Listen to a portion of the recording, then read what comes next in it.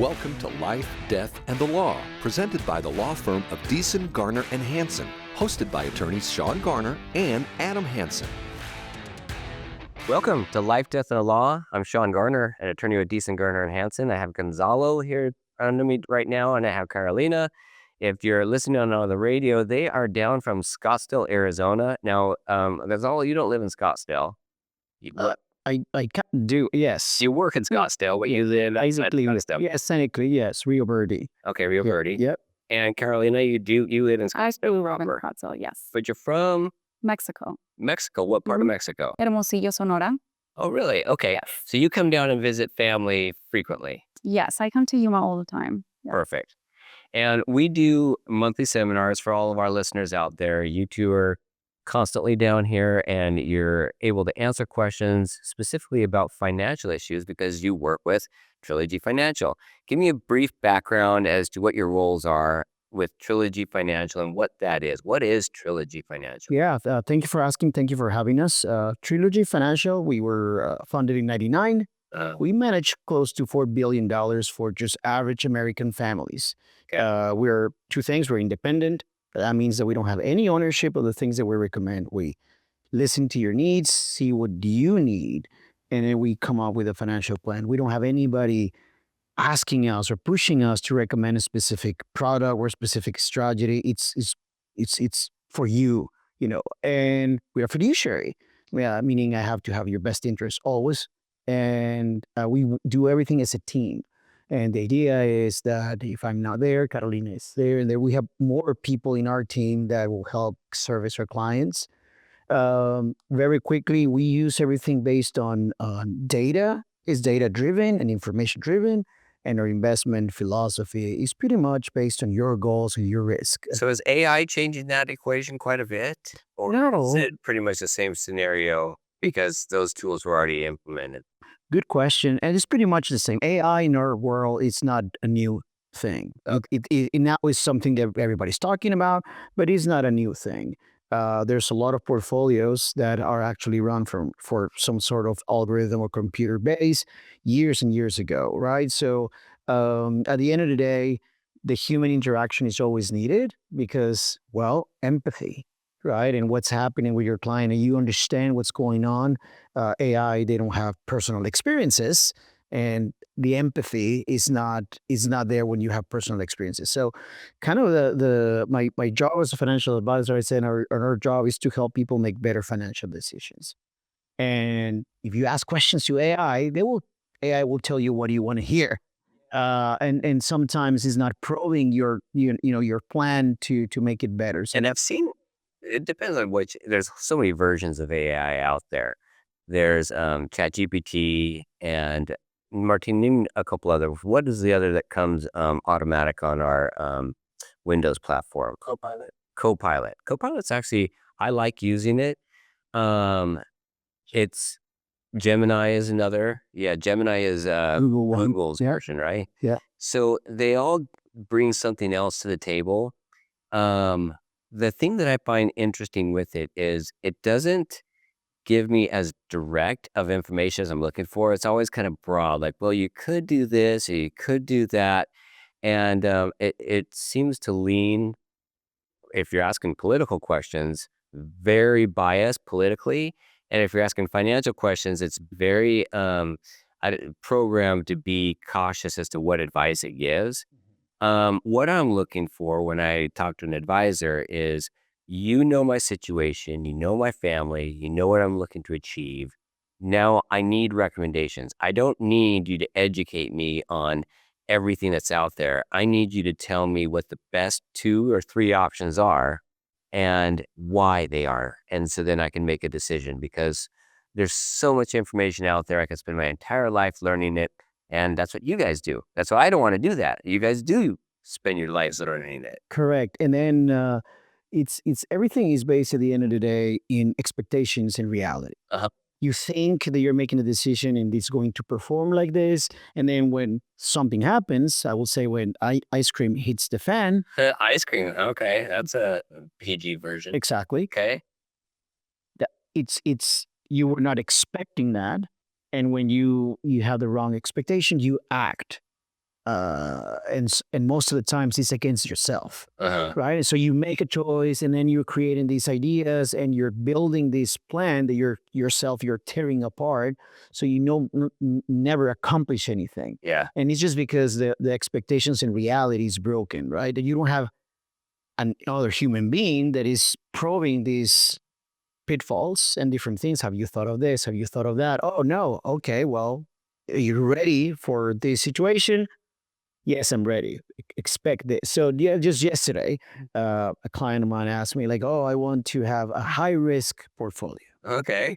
Nice. Well, okay, and then I just tell me, what do you mean with high risk? That's just I don't know what do you mean with high risk, So I want to put it all on black and relax. right? And So first off, we need to define different things. Like high risk for you, Carolina, is not the same like high risk, Be different. right? And high risk doesn't mean anything. We were in this seminar just earlier, and for somebody that age, right? Somebody's like 80. High risk maybe is just to get get to the car and drive themselves to this, right? So getting to the grocery store back is a high risk endeavor. Yeah. so we need to kind of dissect that first, and then just make it more clear that we're talking the same language. And then after we concluded everything, it said, okay, so you're ready that you're going to deposit this amount of money, $100,000, and it could happen that in a couple of months you only have 50. Mm-hmm. Like that will happen. I don't know when it will happen. And you could tell how he was like getting an anxiety attack. Uh-huh. And I said, well, I just give you a little taste of what actually, Well, high risk, you could be down to 10. right? And I kept probing. I'm like, okay, I'm not liking this. When I said, okay, where are you getting your advice? And he told me, well, somebody on Instagram said that. Like, okay, that makes sense. We talk about this, right? That makes That's the head of the person on the grocery line. exactly. So AI won't do that to you. AI will say, yes, I will give you a high risk portfolio, and it will give you a high risk portfolio. But it's not I will say programmed to really go deep into human emotions and human experiences. Yeah. It learns a lot of different things, and it emulates an emotion, or it can just repeat things like a mirror. But that's not what you want from a financial advisor. You want somebody to actually ask the hard questions, and people don't hire us to tell them whatever they want to hear. Yeah. If you want to do that, we're not the right person for you, because we're let you know you're behind your retirement. You need to do this. I don't like that answer. Exactly. Okay. Yeah. Well, I want to drive the nice car now, and I want to have a good retirement. exactly. And then we would just put calls at your plan, and if it's just not holding water, we will let you know. Mm-hmm. And that's why that we're good at it, because we don't make decisions based on hunches or opinions or gut feeling. You need to review all the information, all the data, and then just make sure that based on facts, not opinions, this is what's happening with your plan. Yeah. So one thing that I've really liked in working with you, we worked with not only my retirement plan, but specifically insurance. And as I'm updating my insurance, there's two things that a lot of people need to understand about insurance. One is if you don't review it every few years, it may be out of date for a couple of reasons. One is maybe the risk is different and what you're insuring is different. The cost of living is different, and therefore your insurance might be too low to cover the lost income and what you need to live off of. Or maybe the premiums have actually decreased. And that is something that a lot of people are surprised to hear, because insurance there's so many companies and the process for applying seems to be getting more streamlined. They become more competitive, which is a good thing for the consumers, because now we get more companies competing for our business. And so we might, by shopping it out, get the same amount of coverage for a smaller premium or a larger coverage for the same premium. How often do you see that? We see it a lot, especially with older policies. Yeah. We've seen that if you replace your policy right now, it might be cheaper than when you got it a few years ago. So we actually review that every single year. Yeah. Just to make sure what you have right now, it's your best option, also in terms of cost. Not only in terms of the benefit, like you said, but also in terms of what you're paying. And I saw that when you guys priced out my insurance. I saw that 10 years ago is when it's been 10 to 12 years ago is when I took out my insurance the last time. And now we've reviewed the policies and we're applying for new policies and I'm getting premium quotes. And what I saw for me, I'm 45 years old and in decent health. Um, it was the same premium as I have already been paying for 10 years. And the policy that I have is a 20-year term. And so I only have 10 years left on it. But the policy I'm applying for is a 20-year term as well. So I'm going to extend my term by 10 years, pay the same premium, and get the same insurance. But the benefit is I'm getting extended coverage, an additional 10 years of that fixed premium level. Another thing that I really liked about it is that it took me literally 10 hours. And we were talking about this, as we were all getting this equipment set up today, to call the insurance companies, get them on the line, because I got to do it between, 9 and 5, oftentimes Eastern Standard Time, and verify who I am, go through the different verification things with my wife because she's insured as well, and figure out what policies are about to expire, what premiums are we getting paid on certain things, and get the information we needed. Whereas when I call you, you know that information. I call you and I text you and I email you weekly. And I really like the ability to contact one person that understands where I'm at, both in security for life insurance purposes and long-term planning for retirement. Yeah, I can speak to that, and I understand the reason. The reason is when as a financial advisors, we do full financial planning. So risk is something really important that we need to take into account. So we're not just selling life insurance, and we're not a salesperson, right? That we sell you life insurance, and maybe I'm out of the, I'm not doing that anymore. So when you're trying to contact your agent, well, that person is already selling houses or doing something else. And when you do something in a firm like us, there's always a team behind it. So even if I'm not there, Carolina knows what's going on, and there are more people behind us that they know what's going on. So when you call as your financial group team, there's always a solution for you. We'll get that really quickly. So it's not just one person; it's just a whole team behind it, and that's what you want. And that's the thing. I want to call when I'm going over my estate plan, and I help my clients understand your estate plan is only as good as you keep it up. If you don't know where your accounts are, where your insurance is, where your retirement is held, how is your successor trustee or your personal representative going to figure that stuff out? And so I live that myself and trying to keep up with my assets and my estate plan myself, with kids going off to college and things changing.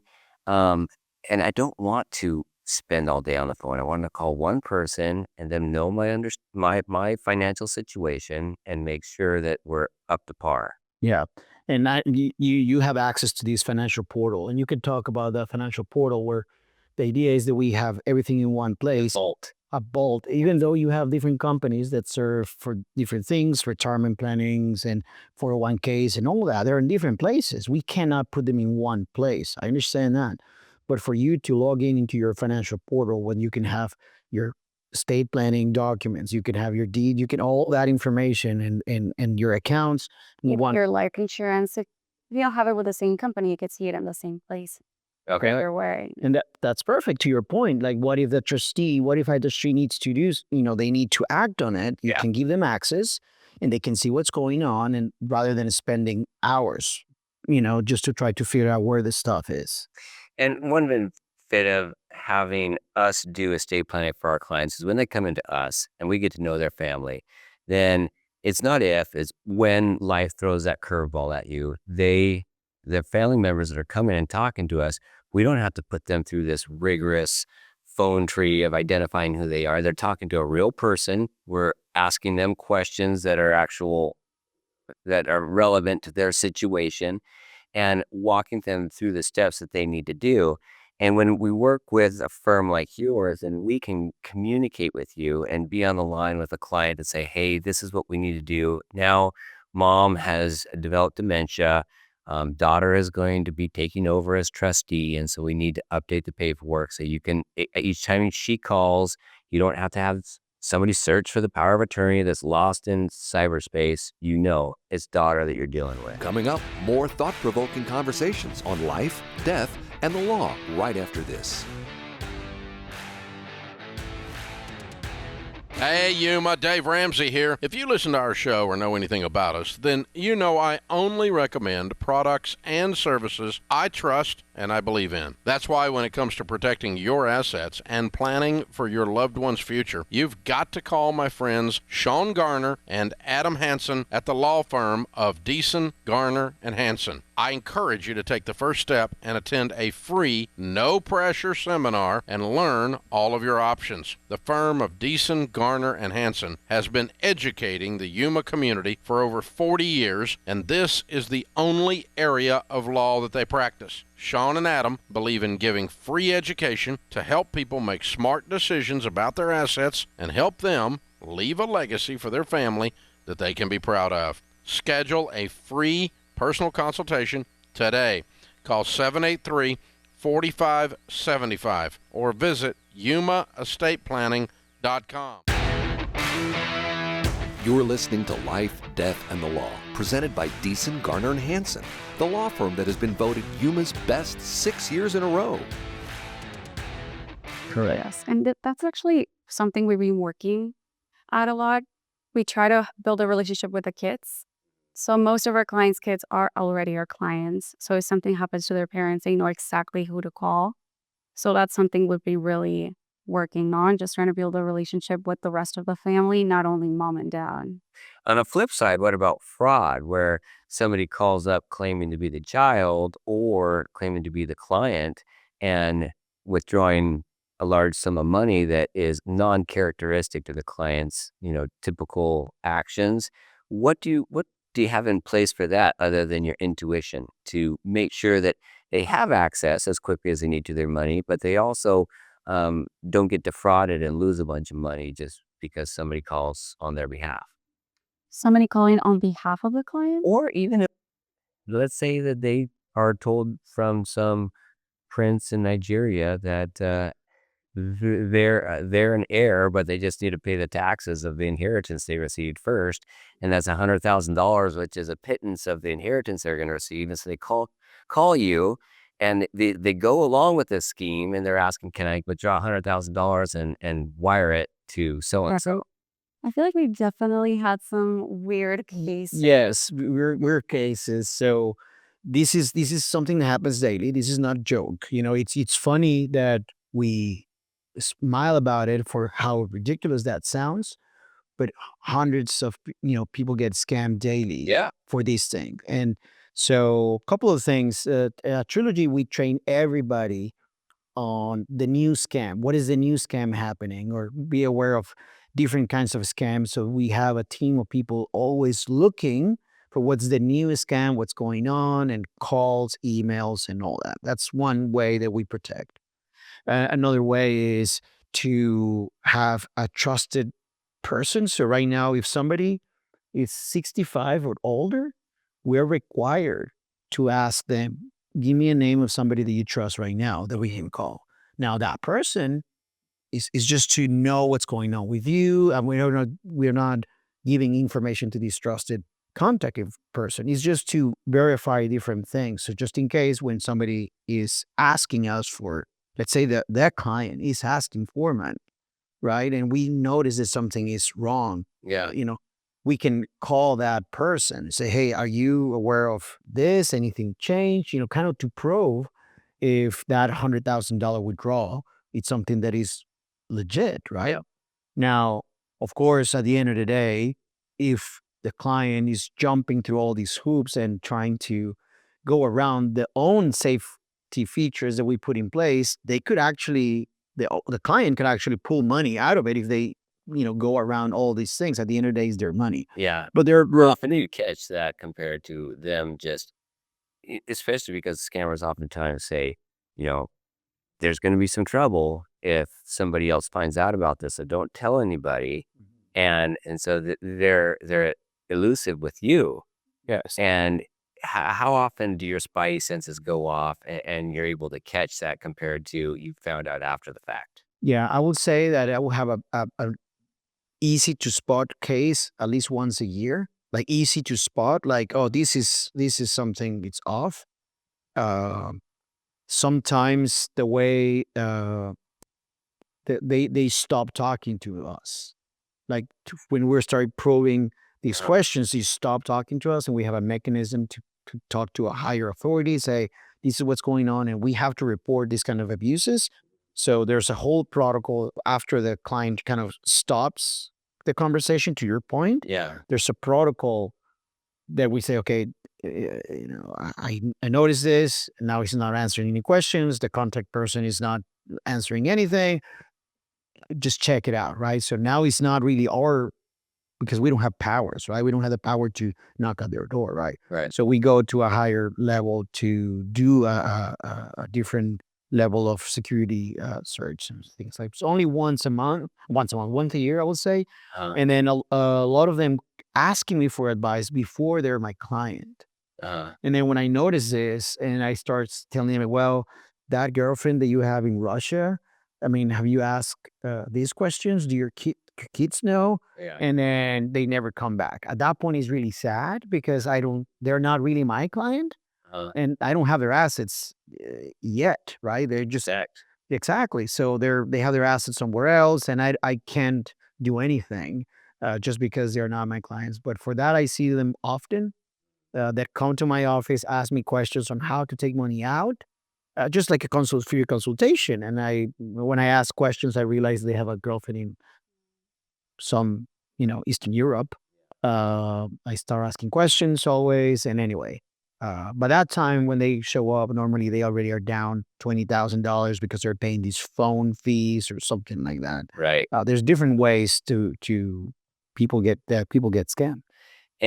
But you're talking about this when people come in and talk to you regularly about their finances, especially given each individual client's circumstances, their age. People start to experience dementia or short-term memory loss at much different ages. I've got 90-year-olds that come to my office that are sharp as a tack, can do mathematics in their head quicker than I can. And then I've got others that are just late 50s that are really struggling with their short-term memory. And so it's much more about the person than it is a demographic. Correct.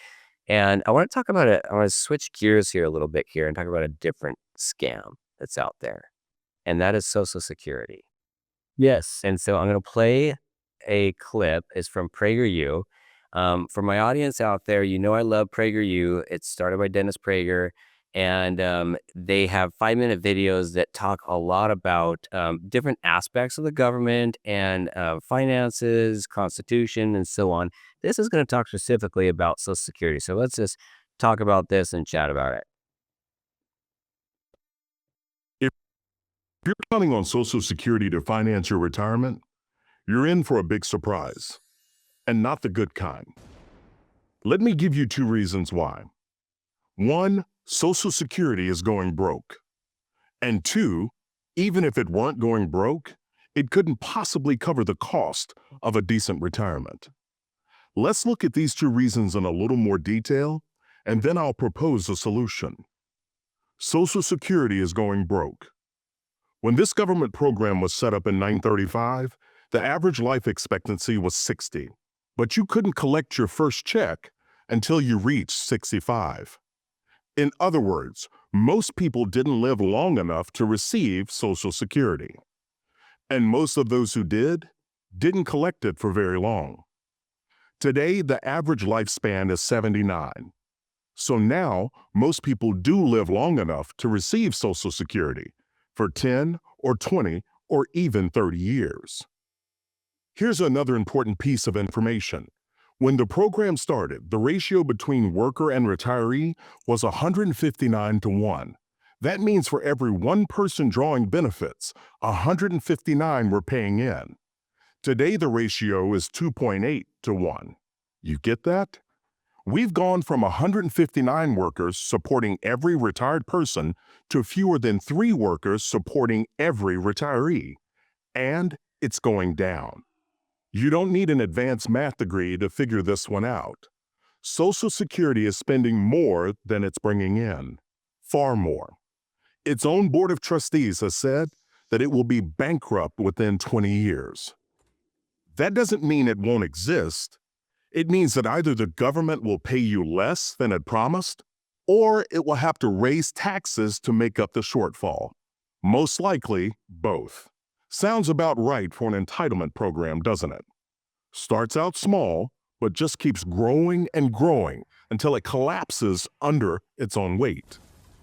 But let's indulge in a fantasy and say that Social Security is perfectly designed, perfectly balanced, and efficiently run, and that you would get every dollar you were promised. You'd still have a major problem if that's all that you're relying on. To illustrate, in 2017, the average monthly Social Security check was a little over $1,400. That's under $17,000 a year, barely above the poverty line for a two-person household. Do you really want to live at the poverty line in retirement? Why in the world would you plan for that? But sadly, many people are. According to a recent study, 53% of unretired baby boomers have no retirement savings. That means they're planning to rely on Social Security for their retirement income. That's them. Don't let it be you. Here's the right way to prepare for retirement. First, get on a budget. I don't care if you're 55 or 25. I don't care if you're making $400,000 a year or $40,000 a year. You need to have a plan for your money. I love motivational speaker John Maxwell's line that a budget is simply telling your money where to go instead of wondering where it went. That means knowing, before the month starts, where every dollar you make is headed. Whether it's the mortgage or rent, or groceries, or a car payment, or whatever, you need to give every dollar an assignment. Second, attack and avoid debt like the plague. Most Americans spend 25% of their income paying off debt. Imagine how much money you could save if you didn't have this albatross around your neck. Well, actually, you don't have to imagine. Again, it's simple math. A 30-year-old investing $500 a month in an investment fund with a 6% annual return will have over $1 million by the time he's 70. So make a plan to get rid of your debt for good. I like the snowball method. List your debts smallest to largest, putting every extra dollar you have toward the small. It's pretty interesting, but I just want to kind of now he's talking about something else. Yeah. Now it's n- talking about investments. exactly. So you want to talk about Social Security first, Yeah, the and program. let's talk about that a little bit more before we just go to what to do. What do you think about that? Yeah. Um, by the way, the video that we saw was another video. It was. Or two, yeah. I guess there's various of them. I saw Social Security going bankrupt, and that was it. But there is another one that talks about the fact that people think that Social Security is being deposited when they have it taken out of their check into some trust account that the government is holding for them for retirement, but it's not. In essence, that is true, but then it just goes into all these different things. So the trust. So yes, that is true. The trust thing still exists, but now there's nothing. I mean, it's being drawn money, not adding more money. So Well, let me put it a different way. Yeah. A Ponzi scheme. Okay, what is a Ponzi scheme? It's when you take money in and you pretend to advertise how much you're making off of it, and that you're paying people back that are asking for some distributions of their investments based on some great returns because of your brilliant strategy in investing, when in reality what you're doing is you're constantly looking for more investors to invest in, and you're using that new money that's coming in to pay out anybody that wants to take some money out, and you're cooking the books as to how much it's actually making, because you're not actually making any money. You're just using somebody else's money to pay out another investor and make everybody think that you're growing all the funds, But if everybody were to ask for their money back, there would be no money left because what you're using and living off of and what you paid out to others is going to make it all gone. So Bernie Madoff, right? Everybody knows him.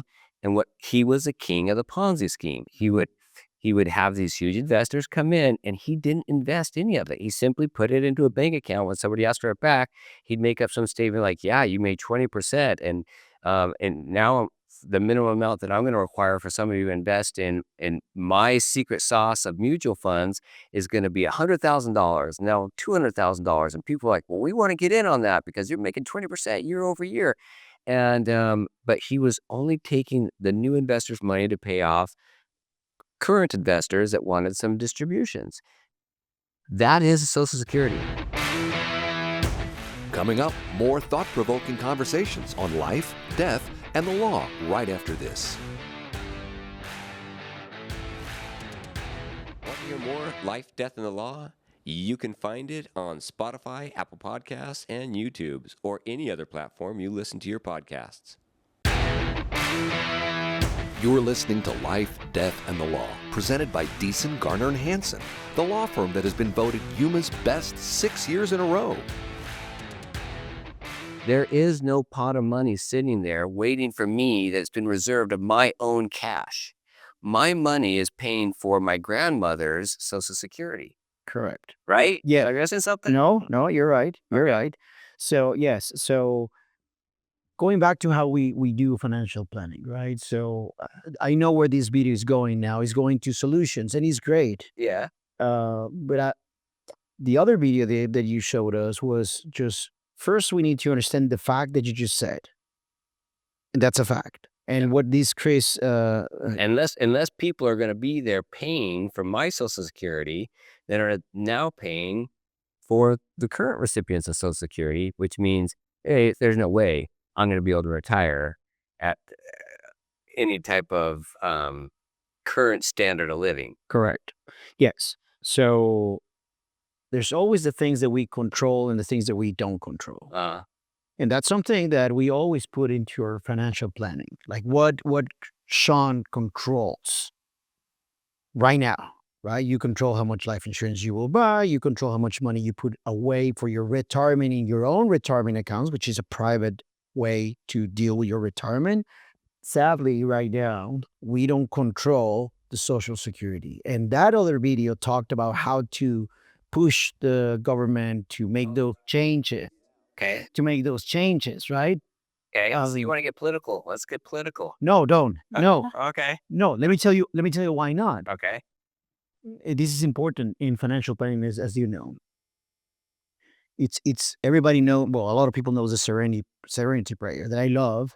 That pretty much knowing the difference of the things that you control and the things that you don't. Yeah. In financial planning, So that's say the Serenity Prayer. I don't know it by heart. Okay. So I think I do. Okay, go ahead. It says, God, give me the strength to handle the things that I cannot control. Give me the courage to handle the things I can control, and give me the wisdom to understand the difference. Perfect. Something like that, Yeah. right? Okay. Yes. Clap, clap, clap. Yeah. Martinez clap. So when we're designing your financial plan, that is very important that you have that in mind.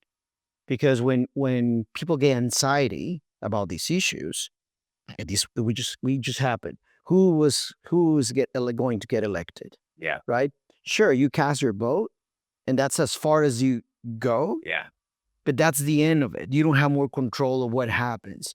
So if you're making decisions based on something that you don't control, that's the recipe for failure. So that's why I don't want to get political, because that's something that we don't control. Yep. The Social Security video that you show us, you talked about pushing the Senate and all the lawmakers. That's great, but I need solutions, or I need to give solutions to Shawn right now. Yeah. For him to be able to figure it out, and don't rely on if the government does something when. Like that's a lot of uncontrollable variables, right? Yes, a lot of ifs. And it's not only planning for retirement, not really taking in consideration Social Security. I think also investments are including in that. You can't really control what's going on in the stock market. Yeah. Right. Yes. And how does the government, since it is a Ponzi scheme. There is no real investment. Correct. And so my money isn't growing because it's simply being used the moment it gets paid in. Whereas if I were contributing to my own retirement, even at a modest return, Just like the video. grow exponentially. Yes. That Einstein's famous saying is the eighth wonder of the world, Yes. right? Compound interest. Compound interest. Correct. Yes. So I kind of want to mix. Hopefully, maybe later in your website you can add the other video, and we can just kind of discuss that. But the other video was just you saying how can we make things. You want me to And- find it? I can find it. No, let me tell you the reason why. I liked the video. I like that it showed, and everybody that will see that video will understand what you just explained. It's a broken system. It's not going to be there in the future for younger generations, and younger meaning us 42. Just this. So, and that video is kind of pushing for people to rally, Yeah. to make the government change. Yeah. Sure, a great idea. Go for it. I need a solution now. Yes. So And no panic when you hear politicians say we need to reform Social Security, because that is a common reaction. People like they're gonna take away Social Security. No, we don't want that. And we need to come to grips with reality that Social Security is going to go away one way or another. We need to be a planned elimination of it and substitution with something that actually works, or we can go bankrupt. Those are our options. Correct. So the first video, why I love the first video is now you know. Yeah. Now Shawn, you know, Martin knows, Carolina knows. What are we going to do about it? What do you control? And when we go back to, hey, Mr. Klein, or we need Mrs. Klein, we need you to put away on your own, privately, your own thing. Yeah. 10% of your income. So Martin, I have a question for you. You're going to be our focus group right now.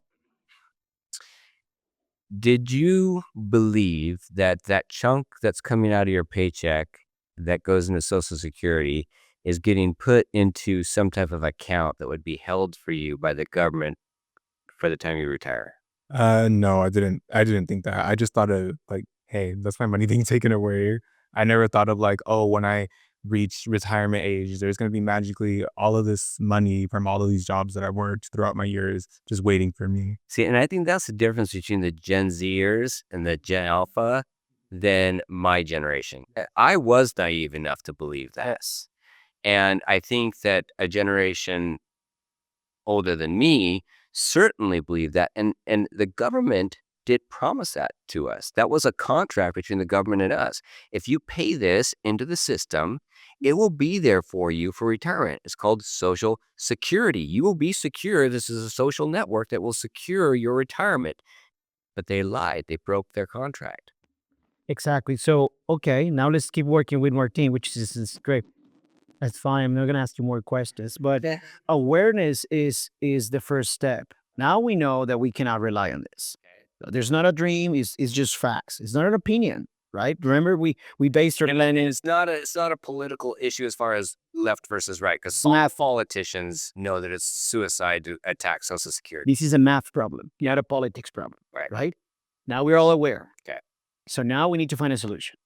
With the tools that we currently have, now Chris, the video that you just that you have, now he's going through all these details on how to do it, but it's going to encourage everybody to put away from their own money, yes, like it or not, but from your own money, put away into a private account that you and your advisor hopefully kind of pick and choose what kind of investments, what kind of risk, what kind of rate of return you will get. So you plan ahead for retirement. We were talking about this, Caro.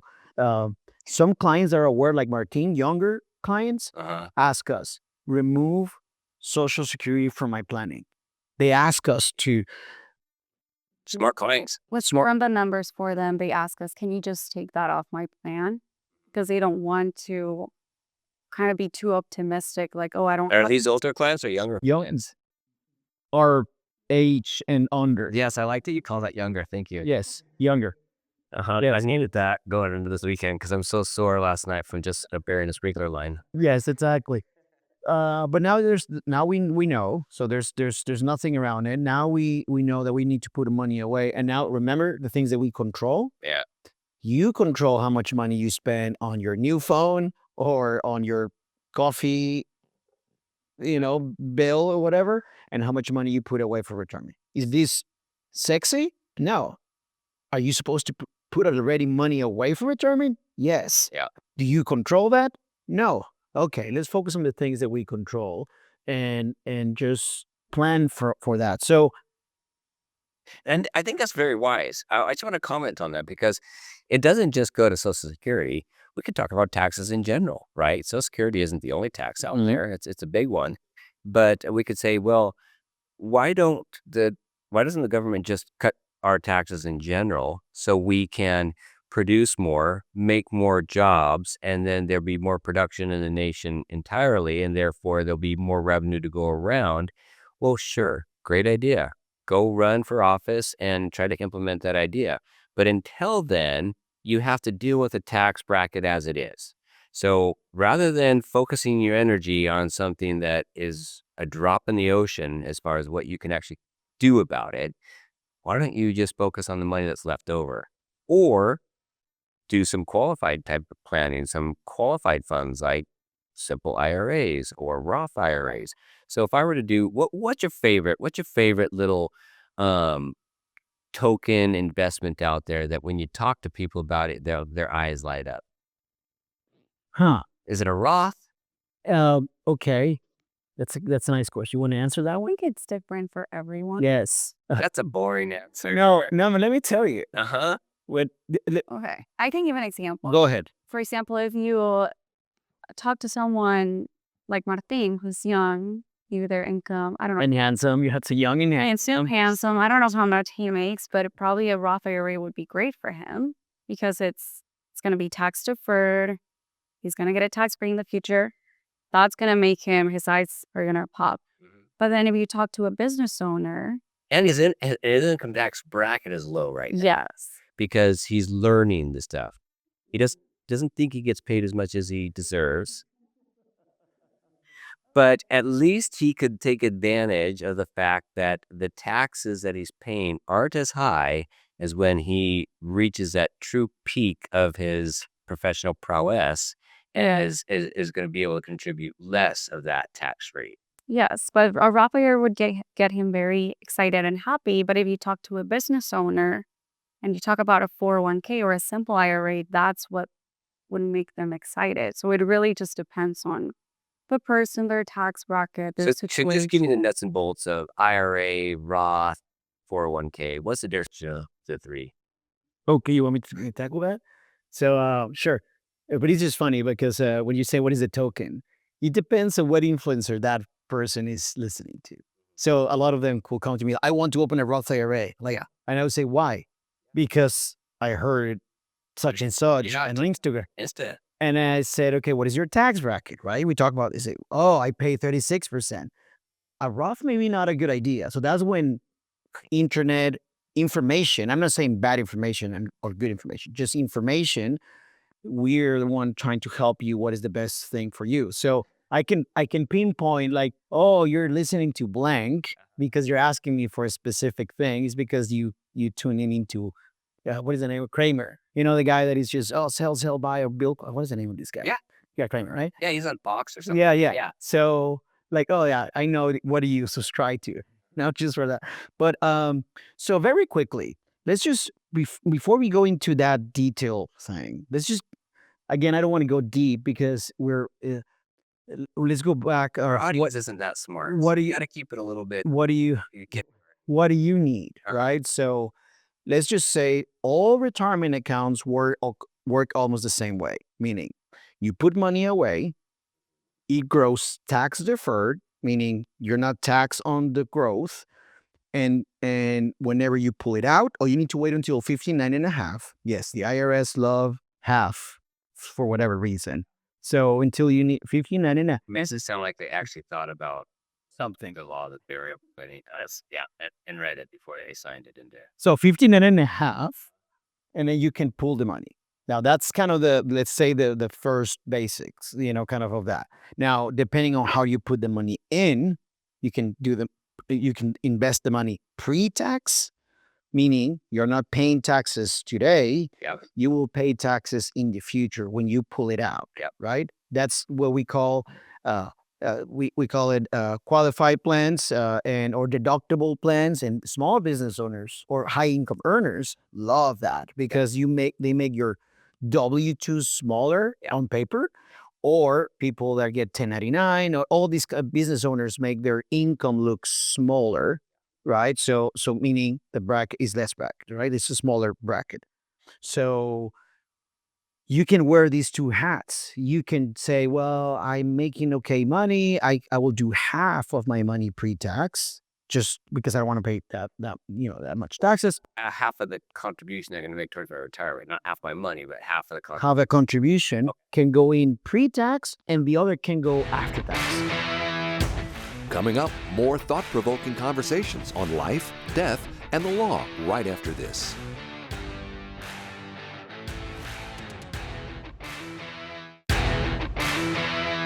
You're listening to Life, Death, and the Law, presented by Deason, Garner, and Hansen, the law firm that has been voted Yuma's best 6 years in a row.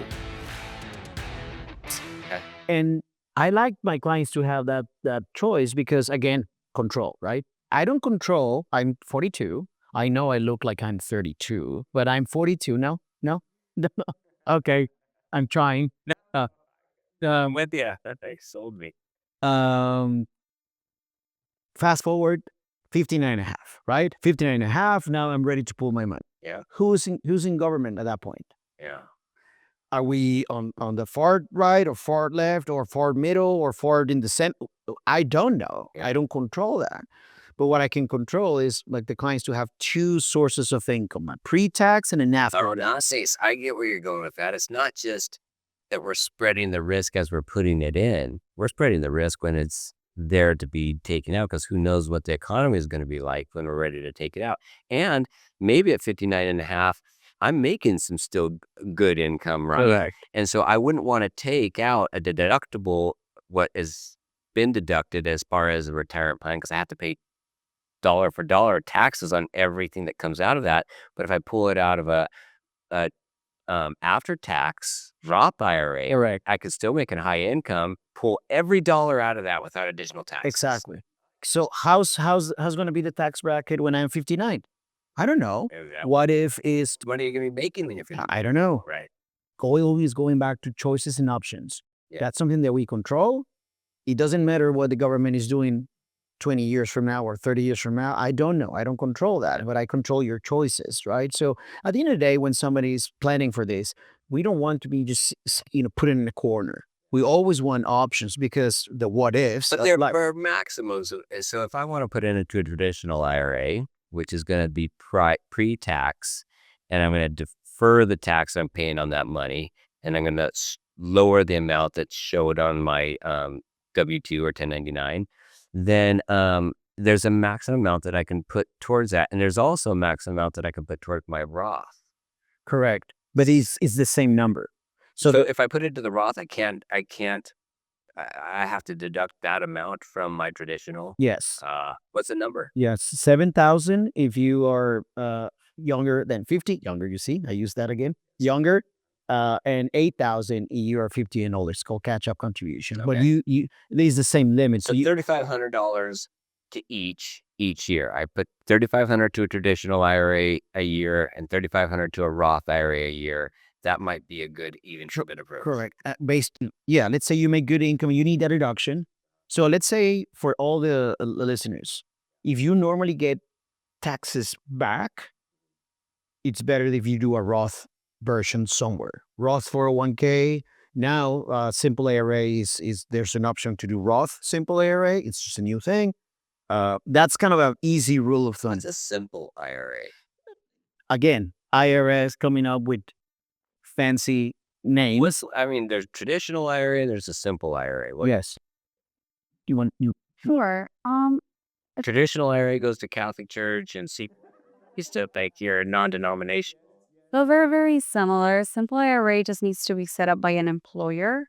but it's the same thing. Everyone has their own IRA. It's just called simple IRA, and the employer is able to contribute, just match up to a certain percent. So it's going directly from your employer to the custodian of the account. Yeah, but the employees can also contribute to their And income. so And the max, and it's important, the difference. The max is big. It's started. What is it? For example, like 15,000 now, I think it's going to be 16 next. versus a traditional IRA. So if you want to save more, it's twice.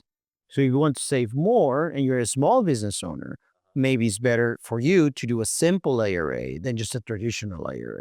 Oh, you're Right? So now we're getting creative, right? Okay, I'm the business owner. As an employee, go to your employer, see if they've got that plan. Yeah, 'Cause exactly. a lot of them match. Tell me about that.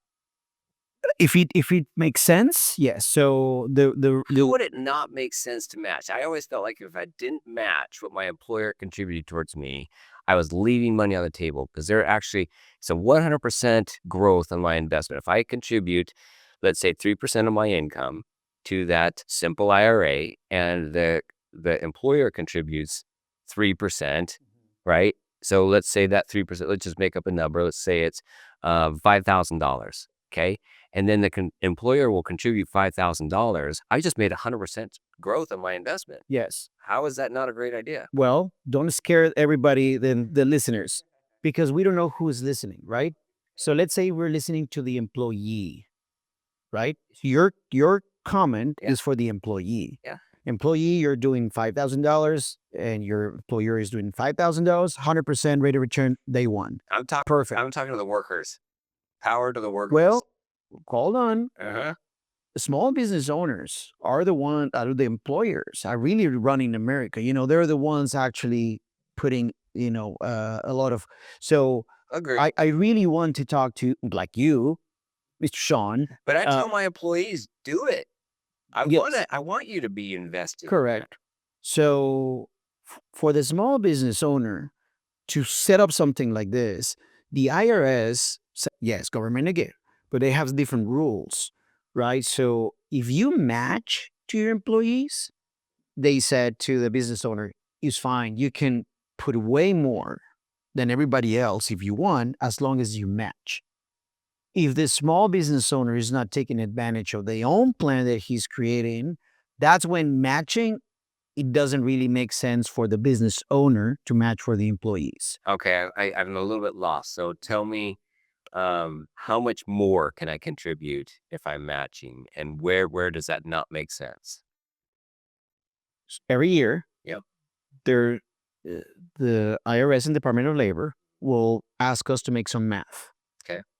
If you're putting more money, you business owner are putting more money than the average of your employees, Yeah. they're going to say, nope, you need to put less. You need to go back to kind of the average of your employees. And you're going to say, wait, that doesn't really make sense. Yeah, I make make more. Make more. Hopefully. Yes, but you're taking advantage. That, again, I'm just reading the rules, okay? Okay. Taking advantage. But if you match to a certain level, I will allow you to put as much as you, well, not as much as you want, but with certain limitations, you can do whatever you want. So the amount of money that business owners are saving in taxes by matching to the employees is way more than the match.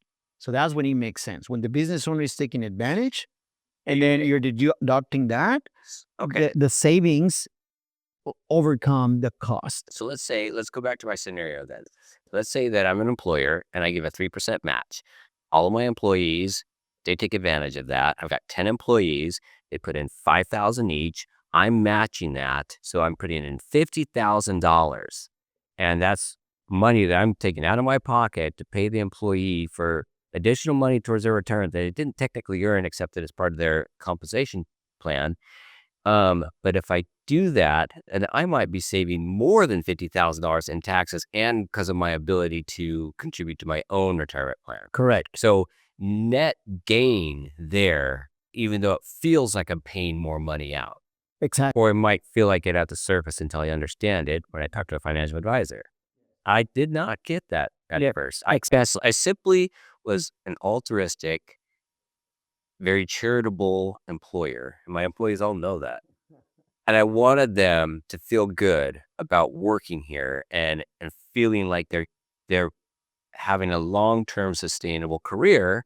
And so I wanted them to contribute and see their retirement plan go up. I felt like that was something that I could do for them. But I simply did not connect that I'm actually saving more by utilizing that Correct. option. Yes, which is great. Now, again, this is tailor made. Mhm. Right. So now you say like, well, the max is only 16,000. What if I want to do 50,000 for me and my family, like for you and your wife, Yeah, right? because I'm only going to make this much money for another 5 years. Correct. So I can't work 12 hours a day forever. So that's yeah, whenever. So that is when we tailor made your plan. Yeah. I will go back like, okay, maybe the simple IRA is not right for you anymore. It was, but not anymore because now you want to do more, right? So anyway, we make the math so it makes sense for everybody, the business owner and also the employee, right? So that's why I don't know who's listening right now, so don't scare them. Everybody, Oh, that's what I'm saying. billions out there. So yes, I know. Millions. What? It's Deason, Garner, and Hansen, and then Joe Rogan, I think, is the close second. Yeah, right. We're gonna get sued. Anyway, so yes, I know we kind of deviated from that, but this is important. Just like when you do estate planning, Uh-huh. it's not a cookie cutter. It's not a recipe that you just go online. What should I do? And you just follow the prompts, and you're good, right? Sure, you Sure. can you do it? Like yes, you could do it. Is that the best thing for you? I don't know. The same in financial planning. I need to listen. We need to know what your needs are. You need to talk to your accountant to make sure what are your goals. Talk to you and your employees and all that, and then we design a plan. But all this is to answer the question: So what if can somebody we wants to do? get a hold of you, how do they get a hold of you? How do they get a hold of for us? How do they get an appointment? Trilogy. A Trilogy. If they look us up, Trilogy Financial on our website, they can just set up an appointment there. Okay. Yeah. Who are they looking up? What? Who are they looking up? Who are they looking up? Just me and Gonzalo. So Carolina and Gonzalo. And if you're watching this on YouTube, you'll be able to pick their pictures out of the lineup when it says our team. Yep. For further information. How many people do you have working at in Scottsdale that are advisors? 4. Okay. 4 of us. And then when you pick up the phone, there's always somebody there answering if you're busy, taking care of clients. So there's always, so we have people in Scottsdale, we have people in California that helps with all different things. But we got people in Yuma, Arizona. Yep. So you two travel to Yuma at least monthly. I see you every month and a half. Yeah. So I just want to tell our listeners out there that here at Deason, Garner and Hansen, if you want to come in and meet with your financial advisor, come on in. We have rooms set aside specifically for that. I like Carolina. I like Gonzalo. I work with them. I buy my insurance through them. I trust them. But you may have somebody different from Ever Jones or from Ameriprise or from whatever it is. You might, I don't know, thinking another Fidelity off the top of my head, Charles Schwab. Come in and make sure you understand your plan. Make sure you take charge of your money and tell it what to do instead of finding out where it went. Yeah, exactly. And then what can you add to that for me? Like what availability do you have? And if somebody wanted to have you as an advisor, what's the benefit or drawback of you being in Scottsdale? nothing really. With today's technology, we have clients all across the country. A lot of people are used to Zoom and conference calls, video calls, and all that.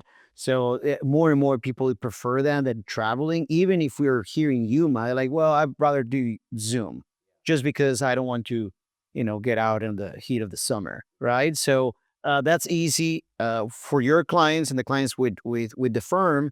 As you said, we can schedule a meeting in person here anytime. And I was going to say that for our information, I would say reach out to your firm and say, hey, I heard you in the radio. Give me the contact information for the financial advisor. That's another way that they can reach out. Yeah. But it's really easy.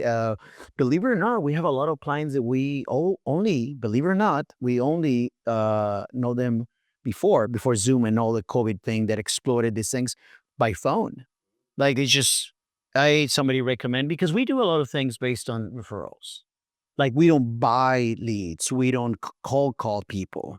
Normally our clients come from our own clients that say, hey, I love you guys. I know what you like, or what you're doing. Please talk to my mom. Please talk to my dad or my cousin. So because the trust is already there, because there's a proven results, right? People will do business via, phone calls. Yeah, and when you say trust, you mean rapport.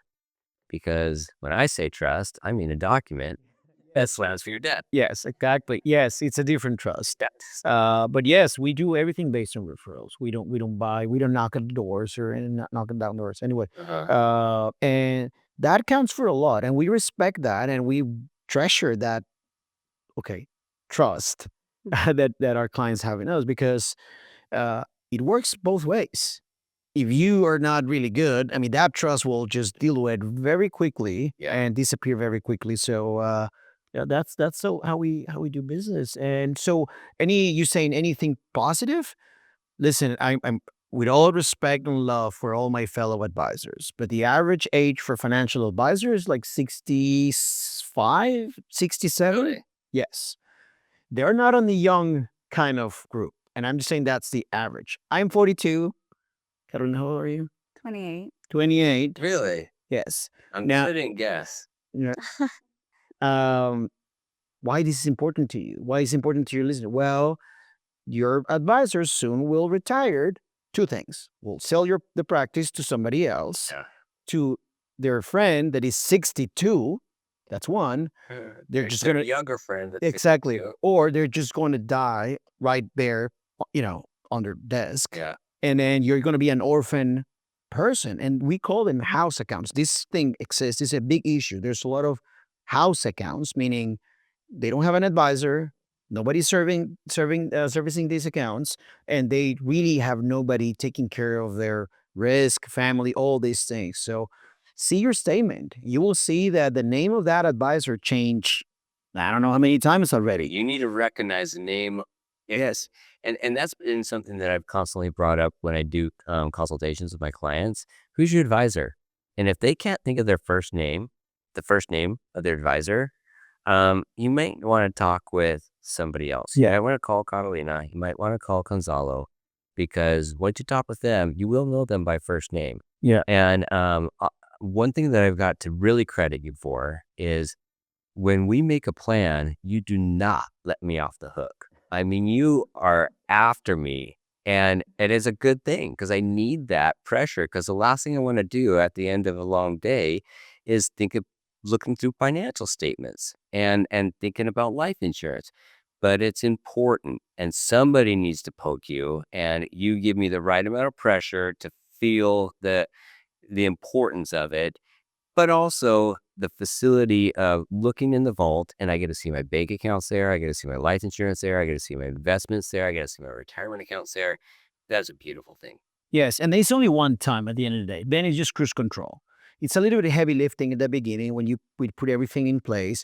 The later is just, let's just review what's going on. Any big changes? Yes, no. Review what's going on, and then just keep track of it. That's our job. Yeah. So eventually, some clients ask me, like, "Don't call me.